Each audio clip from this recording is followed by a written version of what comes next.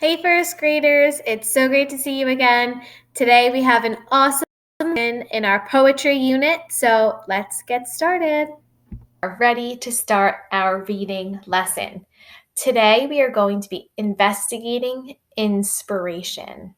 So our inspiration is our thoughts, what inspires us. So let's see how we can do that to apply it to a poem.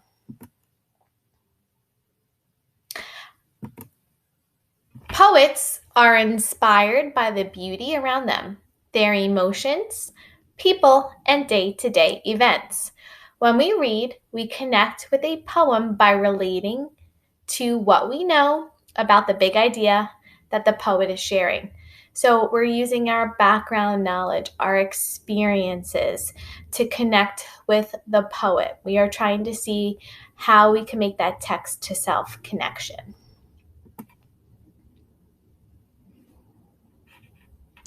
Everything that we know is called our personal schema.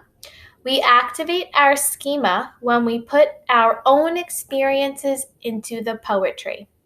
Everyone's schema is a little bit different because we all have different experiences.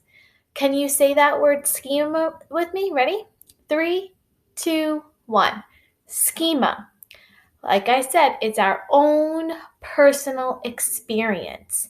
It's things that we can relate to, feelings, places, certain objects. It can make you think of a memory or a certain experience. So we can use our schema to relate to a poem, whether it's to talk about a feeling or an experience, but it's something that we can connect to and remember the poem a little bit deeper. When we read poetry, it's important to activate our schema to help us understand the poet's big idea.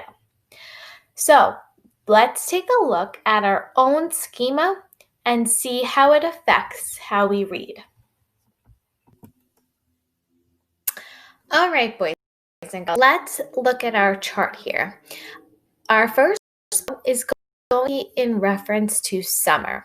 So what I want you to do is I want you to use your schema and I want you to think about all of the things you know about summer. It can be what you think of when you hear the word summer, places that you go, things that you see, things that you do, all of those things of that nature. So I'm going to give us a couple seconds here, and I want you to think about what comes to mind when you hear the word summer. You can pause this video as well if you want to share some additional ideas, or if you need some time to think a little bit more about summer words. So let's take a look at my list that I have here. So when I think of summer, I think of the beach. It's hot outside, it stays later at night. You can go swimming, you can go in the sprinkler, you can eat watermelons, you can go to camps, you can have barbecues with your family and friends. One of my favorites, the ice cream man drives around in his truck. People wear flip-flops. They have bathing suits so they can either go in the pool or the ocean or the sprinkler. And you have play dates with your friends because there's no school. So now we all have many experiences about summer to activate our schema. You may have mentioned a word that was not on the list, and that is okay. These are just some of the thoughts that came to mind for me. You might have some additional places that you go. Maybe it's a certain beach or a certain vacation spot that you and your family go to. Maybe you eat different foods or have different experiences. That's okay. And it's important because that's what we think of when we think of summer. So we can each have a little bit different list. So now, our poem today is going to relate to Knoxville, Tennessee. Now, think about all of the things you know about Knoxville, Tennessee. You may have heard of this place before, you may have not. I have been to Nashville, Tennessee, so I'm thinking of some things that I could maybe associate with that, but I've never been to Knoxville. But when you hear these terms, what do you think of? What comes to mind? Let's take a second. This is much harder because we don't have many experiences with Knoxville, Tennessee, unless we have visited. And I'm sure maybe this is the first time you're hearing those words, and that's okay. Let's activate our schema to learn about Knoxville, Tennessee. So, today we are going to read this poem, Knoxville, Tennessee, by Nikki Giovanni. As you read and as you listen, think about the ways you can activate what your schema is. Think of things you already know and have experienced. Maybe there's a word or a phrase or the picture of the path. Maybe that makes you think of something that you've seen or you have done or you have read about in another book that can help connect this topic. So let's take a look. Knoxville, Tennessee. I always like summer best.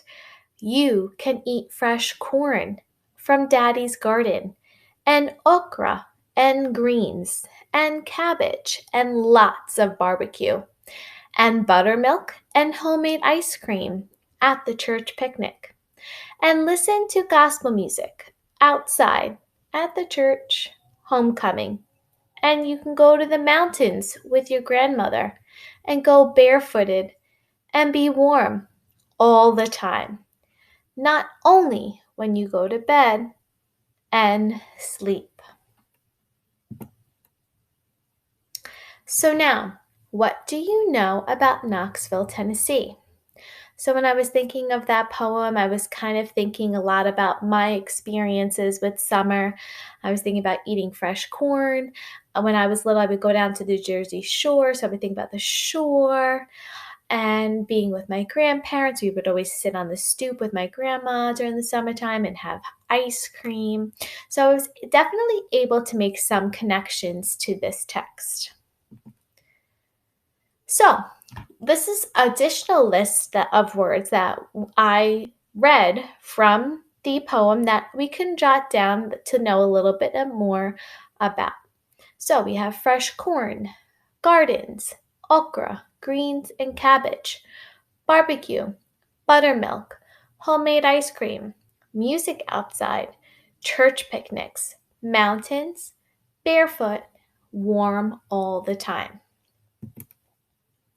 So we know a lot about summer, so it was easy to activate our schema and learn about Knoxville.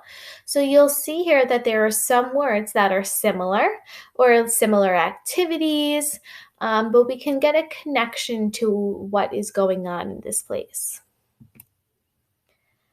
So let's take a look at this poem again. What personal connections can you make to this poem? So it says here, I'm going to reread the line in the beginning. I always like summer best. You can eat fresh corn from Daddy's garden. So I have always had a garden growing up, so I connected to Nikki's poem on this line. And recently, during quarantine, I actually put in a little garden bed of my own in my new house. So I could even relate to that even more now. So I want you to take a second, you could pause the video. Was there any personal connection that you can make to this poem? Was there a word or a phrase that made you think of summertime or a special feeling inside or maybe something you do with your family? Take a second and think about what is your personal connection. Use the sentence stem. My personal connection to this poem is... Okay, great, boys and girls. Let's move on. Okay, now you try. Let's read a poem called Vacation by Mary Ann Haberman. As you read, think about ways to activate your own schema. Think of things you already know and have experienced about vacation. Then make connections to what Mary Ann writes in her poem. So let's take a second, just like we did before. When you hear the word vacation, activate your schema and what words come to mind. Whether it's phrases, objects, people, places. When you hear the word vacation, What do you I want you to keep these words in mind as we begin to read this poem so you can make some personal connections to the text. Let's take a look at our story. Vacation. In my head, I hear a humming. Summer, summer, summer's coming. Soon we're going on vacation, but there is a complication. Day by day, the problem's growing. We don't know yet where we're going. Mother likes the country best. That's so she can read and rest. Dad thinks resting is a bore. He's for fishing at the shore. Sailing is my brother's pick. Sailing makes my sister sick. She says swimming's much more cool. Swimming in a swimming pool. As anywhere. In my head, I hear a humming. Summer, summer, summer's coming. Soon we're going on vacation, but we have a complication. Day by day, the problem's growing. Where, oh, where will we be going? So when I heard the word vacation and they started talking about their family, I was thinking about our own family vacations to the Jersey Shore and to Disney World. And as I kept reading, I was thinking about our time together during the summer because it was talking about going to the country and how the mom likes to read and rest. So I know when we went to the beach, my mom would always bring a book and she would sit in her chair and read away for the whole entire day because it was so relaxing.